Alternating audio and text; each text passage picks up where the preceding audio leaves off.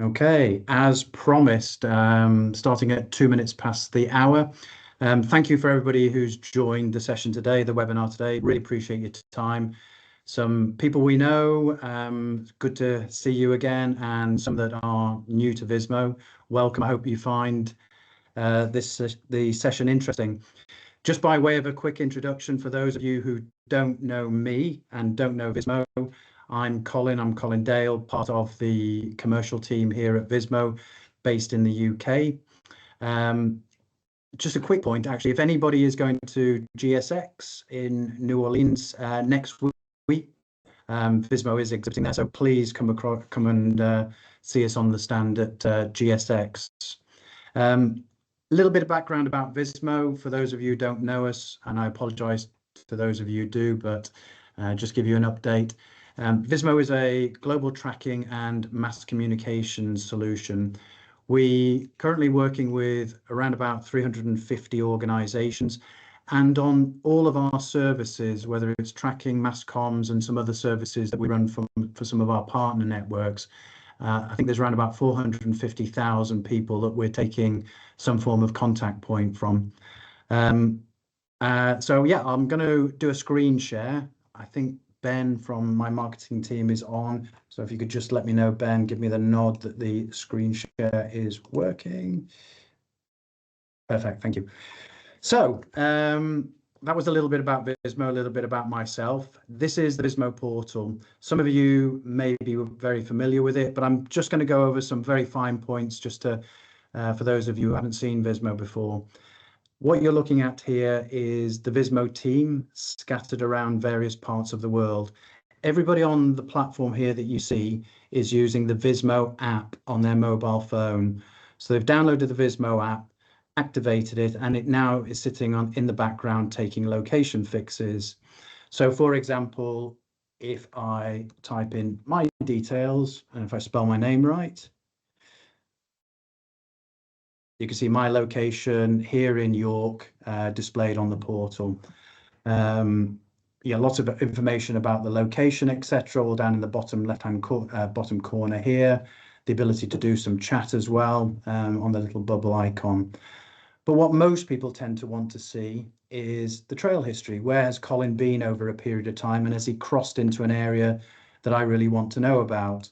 And I can turn this on very quickly by adding Colin's history trail, and you can see my location as I've moved around over the last X number of days.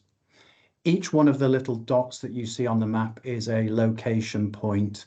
That's where the app has woken up, taken a location, and sent it back through to the secure portal. This type of tracking information is great for allowing people to receive notifications when an individual has either changed country, which I can't really demonstrate here, or if they've entered in a geofenced area. And I'll just turn on some of the geofences so you get a feel for it. And I'll just turn on this one I happen to have called high risk. And you can see all of these high risk geofences in the background. And as I zoom in on the office, you can see that there is a geofence around the office. And every time I or any one of my team enter into this particular geofence, that's triggered an alert to let somebody know that they are entering a high risk area. And the reciprocal would be when they leave the high risk destination, high risk area, that would trigger another alert to let somebody know that somebody has moved out of the high risk area.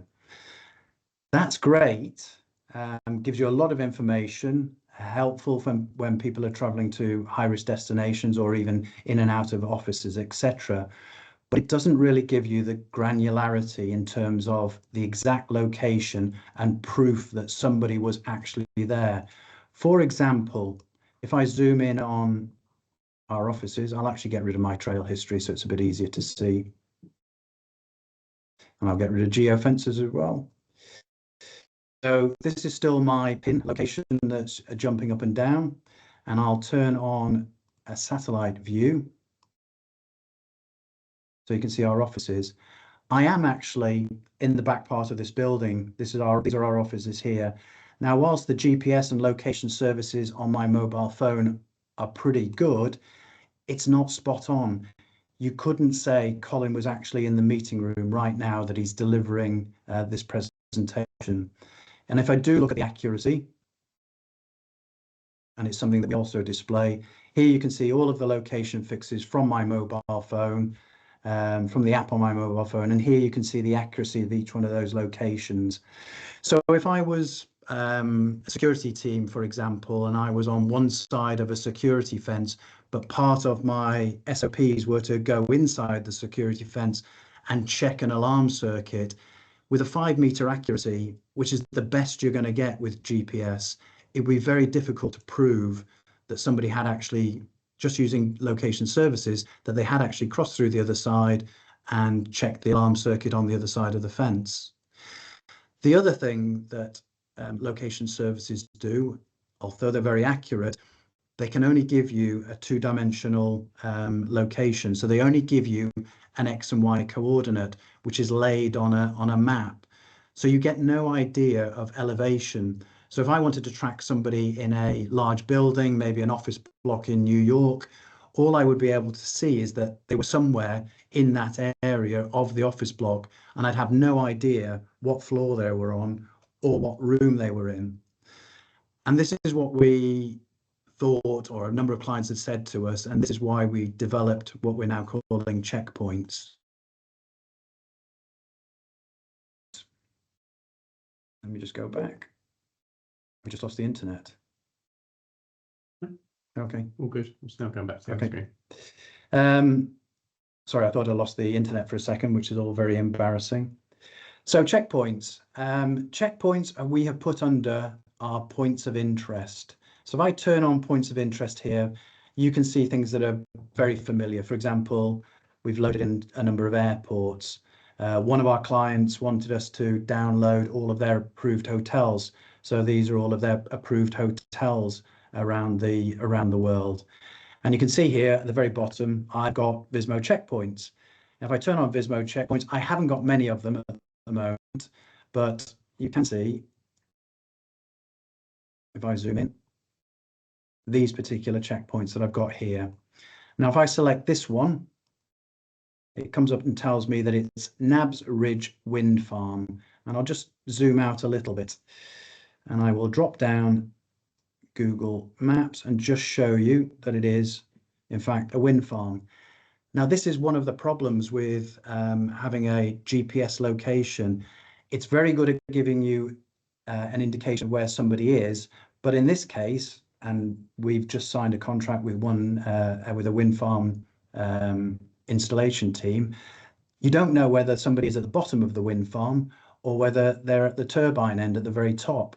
They can check in using the Vismo app to check in manually to say they've arrived at location, but you don't know whether they're at the bottom or at the top. So how do we get around this with Vismo Checkpoints? Well, the way we do that in this case is that within Nabs Ridge Wind Farm, we've also defined the checkpoints themselves. So if I just go to the checkpoints, 1 second.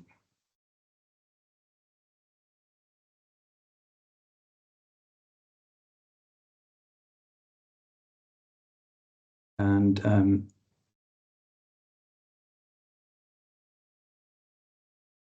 what I've done here is I've created checkpoints for the bottom of the turbine and also for the top of the turbine.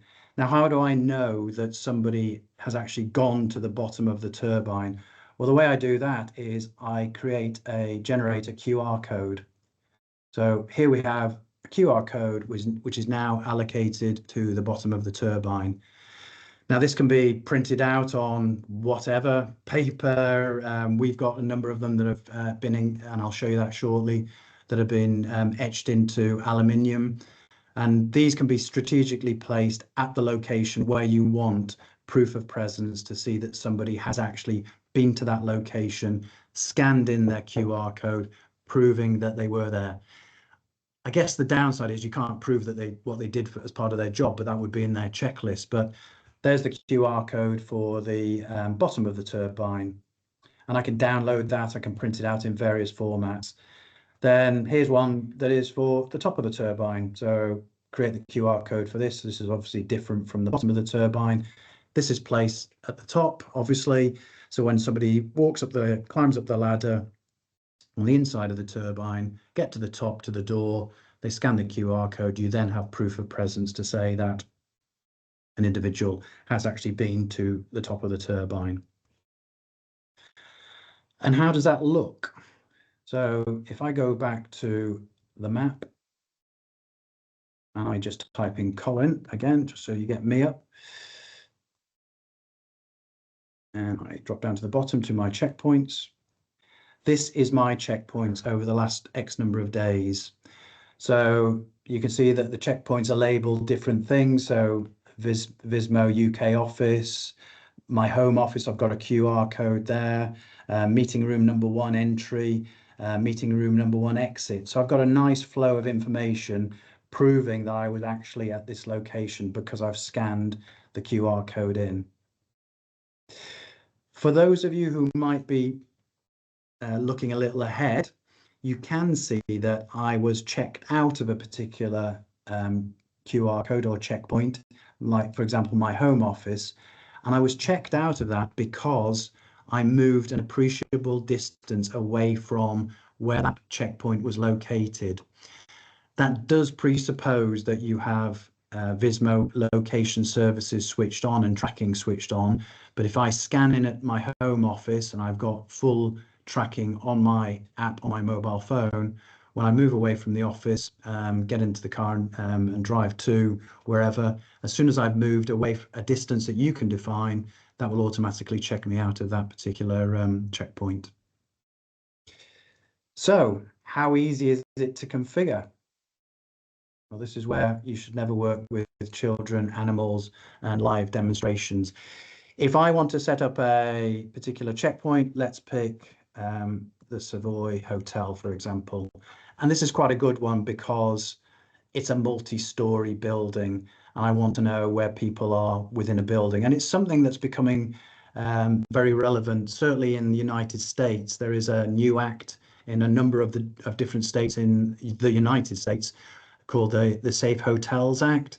It's been put in place to protect housekeeping services, concierge services from threat to life and well-being when they're working in the particular hotel. Savoy multi-story hotel. How do I get a QR code generated for every single room on the in that hotel? Well, I've got the Strand Hotel here.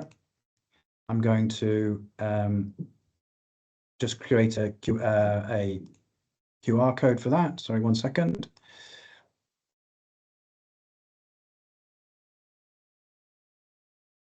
Create a point of interest. I'm not going to call it an airport because it's not an airport. I'm going to go to Vismo Checkpoints. I'm just going to change this slightly. I'm going to call it Savoy Hotel. And that's the address of it. And I'm not going to use a custom radius. I'm going to use the standard radius, and I'm going to create that checkpoint. And this has actually put that checkpoint around the Savoy Hotel. I can change this geofence, the size of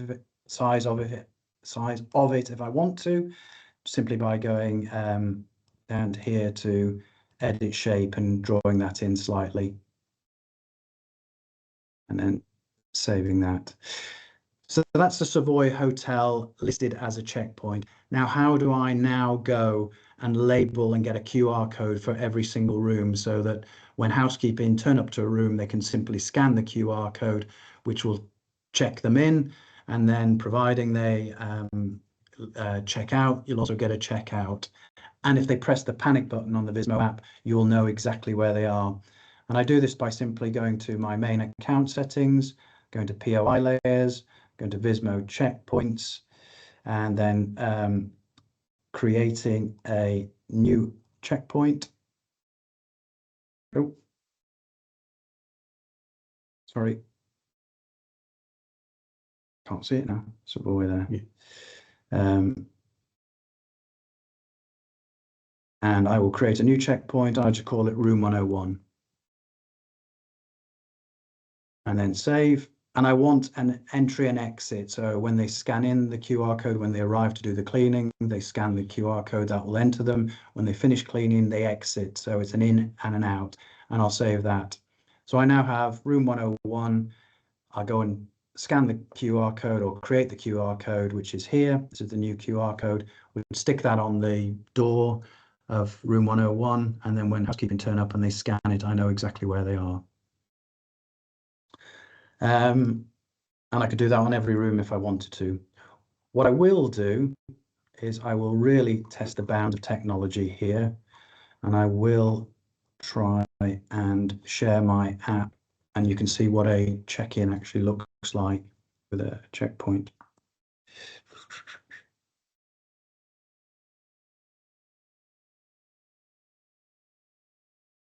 Have you got the screen of my phone? Good. Don't worry about the 48,743 unread emails on Gmail. I'm now just going to wander over to in fact, I'll turn my camera on so you can see me doing it. I'm now wandering over to the checkpoint in our meeting room here. I'm holding it up to the QR code, looking in Vismo, and fingers crossed that it checks me in okay. And there you see I've checked in. I've proof of presence that I've actually arrived at the Vismo meeting room. And when I leave, I would scan out, and that scans me out of the meeting room here. So really, really quick and easy. Again, printing things out on aluminium, as we've done here, is not expensive at all. Makes checking in and checking out very easy as well. Obviously, I've got the panic button as well. So if I was working as housekeeping, I've checked into to the meeting room here. If I hit the panic button on the Vismo app, that would immediately raise an alert, which would let my supervisor know that I pressed the panic button. And it would also, more importantly, let them know that I was cleaning room 101 on a building that's maybe 15, 20 stories high. I could be anywhere in that building if I was just using location services of the mobile phone. So a real quick and easy way to verify proof of presence. Don't think I've missed anything, have I, Ben? No, that was absolutely perfect. Good. Well, thank you. I'm going to stop sharing my screen. Opening it up for questions now. Do you unmute all the microphones? As people raise their hands, I'll just unmute them if we've got one there. Mr. Reeves.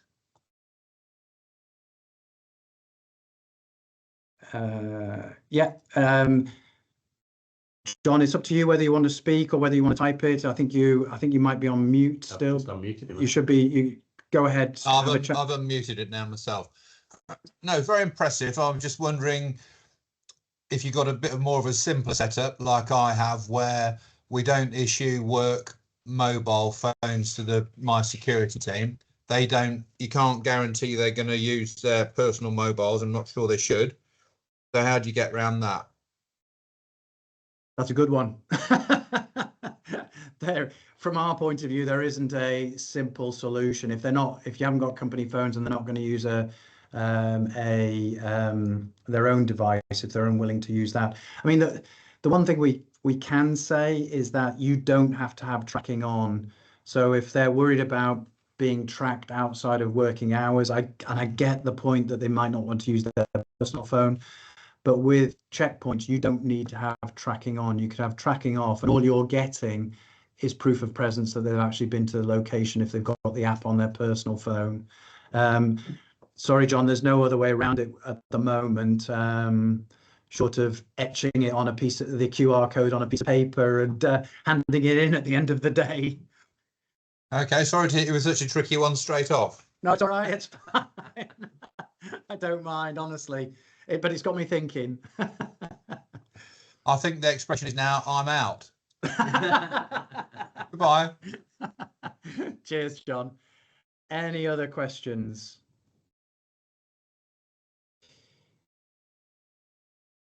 Okay.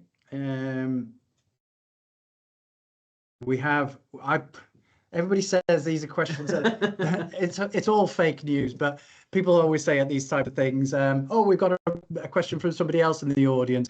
We haven't, but Ben has written some down, and probably one of the best ones is, this is all great stuff. It looks good, but I'm maybe a supervisor who's out in the field all of the time. I'm not in front of my PC to be able to see alerts or check-ins or checkpoints, etc. How can I manage that when I'm working out in the field, or I'm on a train, or at an airport and somebody's checked in using a checkpoint, or even press the panic button? Well, we do have what we call Monitor app, and I'll just share my screen once again. Hopefully this will boot into life again. But down in the bottom corner here, you can see another Vismo app. And if I log into this, it hasn't come up. Oh, sorry, I'm not showing my screen yet. Sorry, is it come up now? Yeah. Yeah. So I log into Vismo Monitor app. There's a dashboard which gives me an overview of everything that's going on, but I can also view the whole portal as well, exactly as you would see it on here we go, exactly as you'd see on a PC. So if I just select this map here, type in Colin, return, you can see pretty much what you saw on the portal as well. One thing I didn't mention as well is that down on my icon down in the bottom here, which is very, very small, underneath on the bottom half of it, there's a little person with an arrow pointing inwards. So if I was to have a quick look at Colin on the map, I can quickly see that he's checked in on a particular checkpoint as well. And when I check out of it, the arrow will be pointing the other way. So everything I showed on the portal, you can display on the app on your PC. So things like adding my history trail as well, and you all saw that earlier on. Any other questions? Okay, there's no more questions unless somebody's got a last minute one. We have recorded the session, so we'll send that on to all of the attendees.